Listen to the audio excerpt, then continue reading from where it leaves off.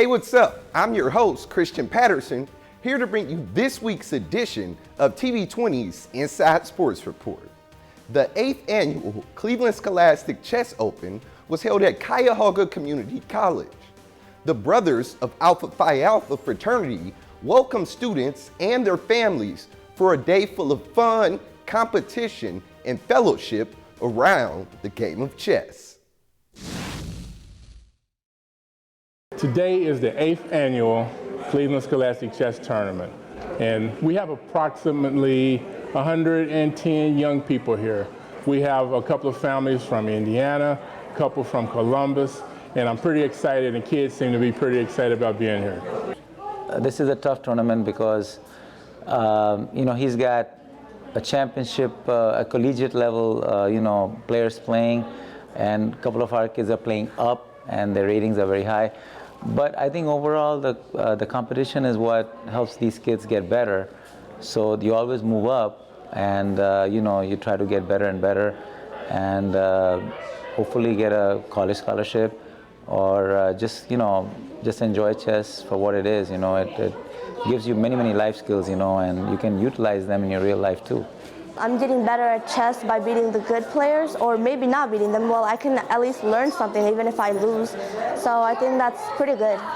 The most fun thing, one is beating the other person. That feeling you get when you beat someone new that you've never beaten before, that is a really good feeling. I don't know, and I like that feeling.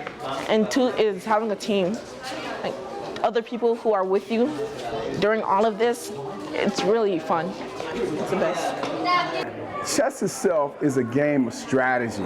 It allows young and old to think about a specific move prior to the move that they're making, because chess is business. You have to think about strategizing before you can capitalize on anything that you do. It's actually kind of scary. It's scary. It's like nerve-wracking, but I kind of like it. So my first game, it was really nervous. I was really nervous. When I walked in and saw and shook my person's hand, I instantly became so nervous because I knew that it was about to begin and I had to think. It was really nerve-wracking, but I think I'll be just fine. One of the unique things about our tournament are the door prizes. Most chess tournaments you participate in, you'll get a trophy.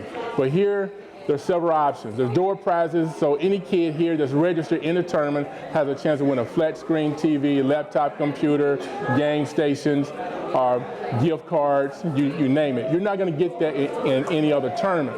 The other unique thing about this tournament is our college division winners has a choice between 3 scholarships: University of Alabama A&M, University of Maryland, Baltimore County. University of Alabama A&M actually gives me 2.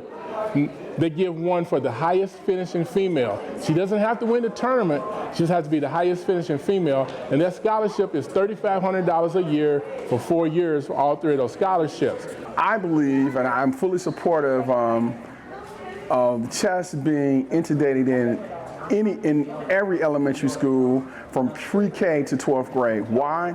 Because chess, again, allows you to think. And when you can think beyond what you see, it allows you to use your imagination and prepare for things that have not even happened yet. So it allows you to develop your mind for critical thinking. And that critical thinking could be from an artistic perspective, from a musical perspective, to an arithmetic and mathematic perspective, which all leads to some scientific perspectives. So chess is actually a game of life. In playing chess overall, hopefully, they would develop the skills that they need to be successful in school. That's patience, that's the being focused, using your analytical skills. But the main thing that I want for kids today, I want kids to have fun. Kids are up under a whole lot of stress to compete. I just want them to come out and have fun. And I think that the gifts that we offer put the smiles on the kids' faces. And I think that every kid here will probably tell you when it's over that they had a good time. And that's really the goal, is for them to really have a good time. USA BMX is the world's largest bicycle motocross organization. They recently launched a new after-school enrichment program based on STEM education, and Cleveland was chosen as one of the cities for their rollout. I believe that we're just bringing this program along to help kids understand how bikes work. A lot of kids ride bikes and stuff in this neighborhood, so having them understand bike and then bringing in that educational piece with the science and the technology, engineering, math, then it gives them something to look at a bike in a different way other than just riding their bike. So I think it's a good program to bring into the city of Cleveland for the kids to get a little bit more knowledge about bike riding and incorporating education. For today's activity, we're going to do 3 different tire pressures, and you're going to operate the bike. You're going to ride the bike. And then you're going to record it. You're going to record the information on this document. We're also going to record your heart rate. Why do you think we're going to do that? Raise your hand. Lloyd. Why? When your heart beats fastest, what is it telling your body? That you're working hard. If it's beating slow, you're not working hard. You're relaxed, right? Okay. The classroom piece, I think is very important. We're giving the kids boundaries, basically. We try to get them out here on the helmets and stuff like that, but we give them the boundaries in the classroom. We give them the objectives and give them a light understanding of what the activities will be. So when they come out here, they're just not confused. They're riding around with no direction. So we start off in the classroom, give them a little overview of what we're going to do with the bikes, and then we bring them out here and let them get on the bikes, which is the best part for them, is to get out here and get on the bikes. So we try to keep that piece of the classroom short and then spend most of the time out here. So they like getting out here on the bikes. As you saw in the earlier activities, that they want to ride the bikes, and we get a nice little crowd out here with the kids participating in the program. If you get stuck and your tire isn't getting any grip, should you put more or less air in the tire? Why do you say more? We're talking about friction and the efficiency of having less or more air. Why do you say more air? So look at the tire here, boom. Okay, this is less air. This is more air. How much traction are you getting if you're here? Less or more traction? Right. Now, if it's less air, how much traction are you getting? Let a little bit of air out and move in that direction, and you'll pull right out. That's a useful trick. Remember that, some of you guys start driving. But it's the same concept for the bike. So when you operating at a fast speed, you want to have where there's no extra friction or anything like that. You want to have the proper amount of air in it. But if there's a muddy situation or terrain, it's better to have a little bit less air in there. It'll help you operate the bike better. Okay. This program gives them an opportunity to say, maybe science, technology, engineering, math is something I want to do when I get older. But if it's not introduced to me in a fun way, then it may not be something I want to take a liking to. When you incorporate the bikes and stuff like that, it gives the kids something else to tie 2 things together. And that's what this program brings. It ties a fun thing to an educational thing, and that's the key piece in helping these kids enjoy some of the activities that are being brought, such as the BMX USA STEM program.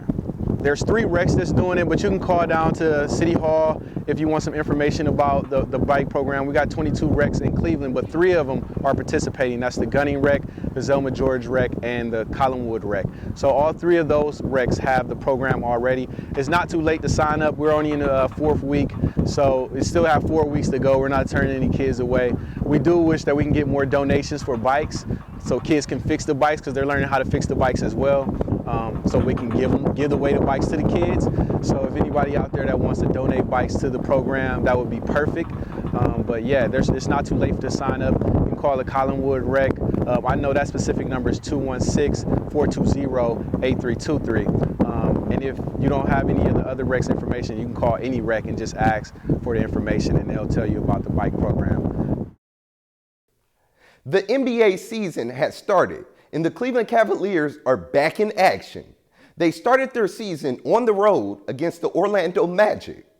And before their home opener against the Indiana Pacers, Coach Beilein, Kevin Love, and Cavs new forward Alfonso McKinney addressed the media.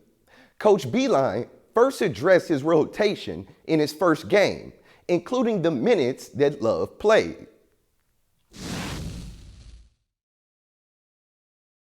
I was shocked when we saw Kevin had 20 at halftime, and it was sort of, you know, if he was playing a college game, I guarantee he wouldn't have played 20 minutes in the first half. So I have to understand that. You know, I've asked the staff to really, you know, to don't wait for me sometimes. If you see something's happening, right, that's not, I want you to suggest something, or just for right now, just make the sub, right, as we try and, for that purpose. You see somebody's tired, or you see the matchup, it's okay with me. I feel great. I feel great. I told him, you know, listen, if I have to, you know, take, you know, less reps in practice, at least, you know, going 5-on-5 or when we do our contact stuff, you know, that's fine with me. I'll be fresh for the game, and he can play me, you know, all 48 if he wants. I don't know if that's good long term, but, you know, I'll be ready for it. I'll wrap my mind around playing heavy minutes. Circling back, is that just a natural challenge of having two young guards in the backcourt? Yeah, and that's, you know, you look at, you know, even Jetty. These are young players still learning. I mean, Jetty's a little bit, you know, more ahead of the curve as far as those guys go, because you know, Colin just played his first game of his second year. Darius, that was his first game, so we just need to continue to watch film, drill this stuff, and you know that there's going to be, I think if we had mentioned, it's going to be, you know, a dozen or so games before we really figure out what it's going to look like the rest of the year. But you know, there's going to be ebbs and flows to this thing. What has, I guess, the last couple of weeks been like for you? Man, it's been a lot. Yeah, it's definitely been a lot. You know, coming in one day and, you know, just getting the news that, you know, that you're being let go. And, you know, after that, not knowing what was next, just really, you know, staying in the gym, you know, waiting for an opportunity to come about. So I want to say I was in the gym working out, actually. And I think the deadline was like 2 o'clock for me to be claimed off waivers. I think Cleveland claimed me at like 1:45. So it's funny, some guy like walked up to me and was like congratulations, like, 'cause I guess it popped up on the ESPN app or something. And I get the call from my agent like Cleveland. But I mean, for me, I'm just grateful for the opportunity, you know, to be able to stay in this league and play. So. Did the first, when you guys were up 22-21 or whatever, and you're shooting like 67%, did you think that's the model of what we can be? Yeah, small sample size, yeah, for sure. Yeah. You know, I think it wasn't even that we got away from it. We just, they got some easy buckets, and you know, our shooting percentage started to go down. I think there's a lot of chippies in there, whether it was Jordan, me, Larry. We missed a lot of easy ones that we would typically make, but you know, I think we just chalk that up to be an opening night, and you know, stuff we'll keep working on and finishing. Thanks for watching the Inside Sports Report. If you would like to catch past episodes of the Inside Sports Report, Classic Sports, or any city championship games, head over to our TV20 YouTube channel and click on subscribe.